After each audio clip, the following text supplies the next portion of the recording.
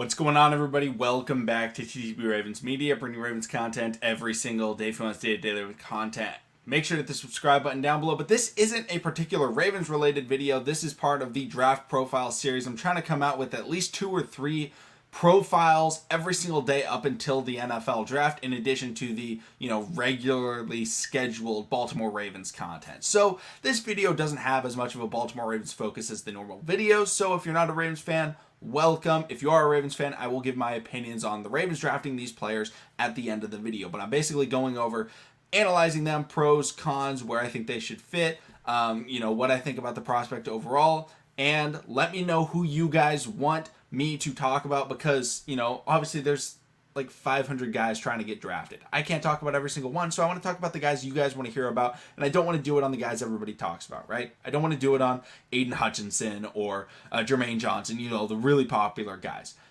I want to do it on the players that you guys want to get really inside into that not a lot of people are talking about. So shout out to Harry Holland. He actually commented this on the first one that I did, talking about Brian Robinson Jr. And he asked about a couple of players that I'm really a big fan of, and I was planning on doing them. So I figured, hey, why not? Let's talk about Justyn Ross today. So Justyn Ross, wide receiver out of Clemson.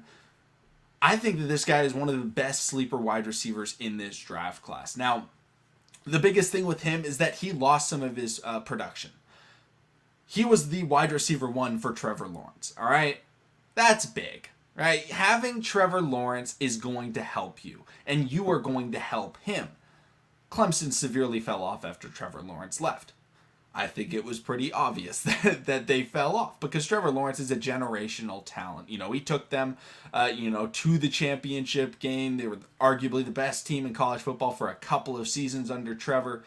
Overall, Justyn Ross was a major part of that offense. He's a 6'4", 205-pound wide receiver.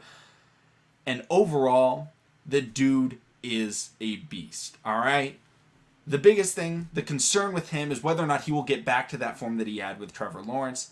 However, even if he doesn't, he has the size, the frame to be able to be a productive wide receiver in the NFL, and also to potentially be a solid special teams contributor at the beginning portion of his career, standing at 6'4" with decent athleticism. Now, this isn't Calvin Johnson, a 6'4", 6'5" guy that runs a 4.3, all right? He's not on that level of athleticism, but he does have ball tracking skills. He does have very high IQ of when the ball is in the air. He knows how to high point it. He had 17 touchdowns in his first 2 seasons, right?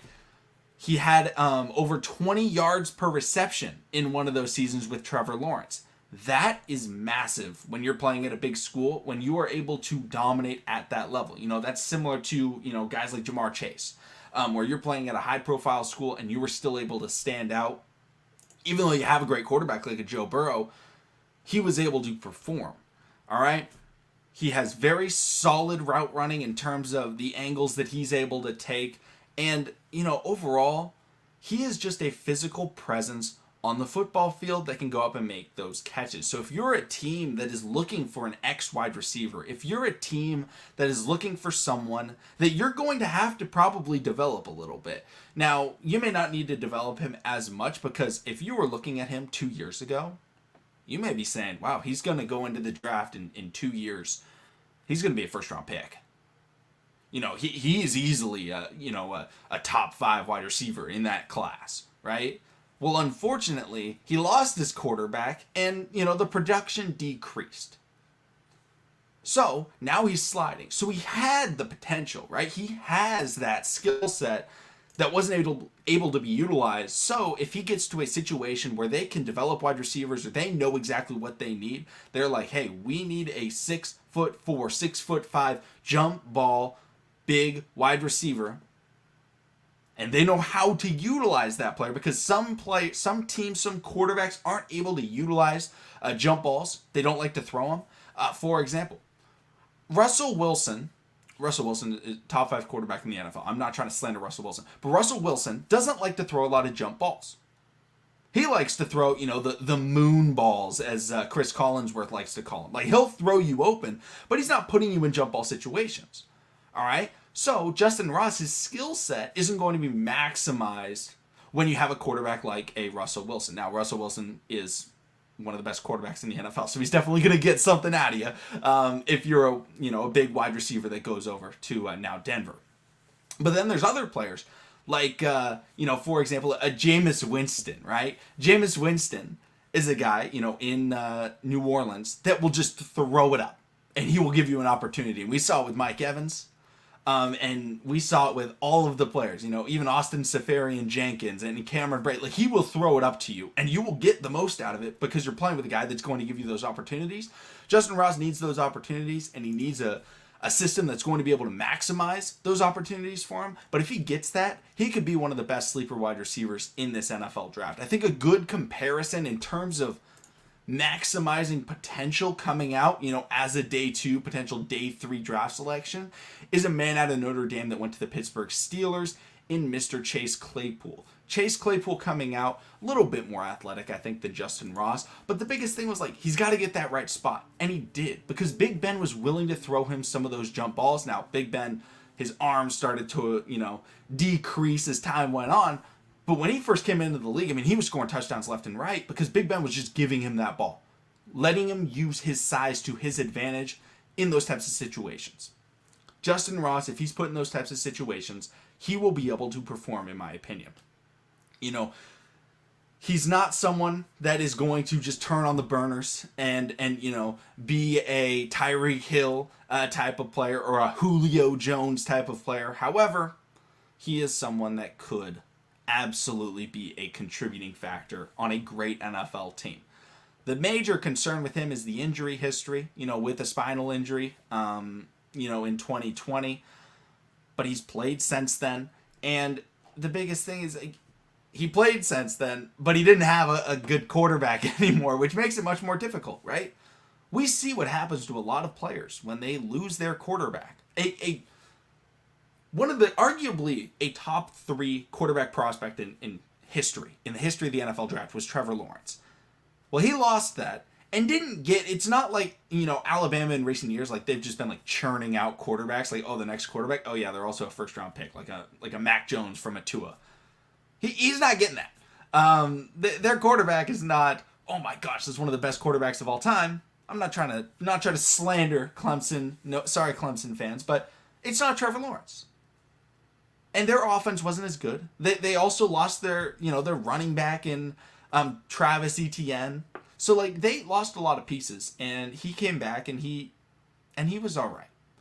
However, the potential is there, and I think that he could be a really good draft day steal. There's a reason why he's not a first-round pick anymore or a second-round pick. He is a boom or bust type of player. However, a lot of teams need those boom or bust type of players. When you're drafting guys in the, I'm gonna call him a 4th-round pick. He could go in the 3rd. He could go in the 5th. I'm gonna call him a 4th-round pick. When you're drafting a wide receiver in that spot, you're not looking for safe, right? Because most likely, a safe 4th-round pick is going to be a wide receiver 5 on your depth chart, for his career. And that's not a bad thing. But most players, when they're taking, when they want to draft someone in that 4th round at wide receiver, they want him to become something, and they're drafting based on potential. His potential is as high as anyone else in this draft. Maybe outside of a couple of people, like a Drake London or whatnot. But almost as high as just about anybody in this draft. And he can absolutely be utilized to fulfill that potential. Now, I said it at the beginning, I will now talk about the Ravens. What I think, if you're not a Ravens fan, let me know, where you think he would be a really good fit. But for Baltimore, I absolutely think it would be an incredible fit. That's exactly what the Ravens need, is a jump ball wide receiver. They just lost their guy in Miles Boykin. Their guy, I say. But overall, they need someone that can be that X wide receiver. I also think a team like the New Orleans Saints could use him. Because like I said, they flourish off of jump balls with Jameis Winston. That's his specialty, is giving receivers a chance to make the play. Now, whether that's a good or bad thing, totally different argument. But that's what he does. There's a lot of teams that could really maximize him. There's also some teams where I don't think he would be a great fit. I don't think Tampa Bay would be very smart to draft him because he would be stuck behind Mike Evans and he would be stuck behind Chris Godwin. It would just be very difficult for him to see the field and he wouldn't get a lot of chances. Teams like Baltimore, teams like New Orleans, they would actually give him the opportunity to go up and make those catches, go up and utilize his skill set and develop him, hopefully, into a very good sleeper wide receiver. Guys, let me know what you think about Justyn Ross as a prospect. He's one of my favorite. I'll call him a day 3 wide receiver. You could argue he's a day 2 in this draft class. I will be putting out more wide receiver videos. Don't worry, talking about a lot of guys. But let me know who you guys want me to talk about. Let me know where you think Justyn Ross should go. And I will see all of you again tomorrow with more content and draft profiles and whatnot. Thank you, and see all of you again next time.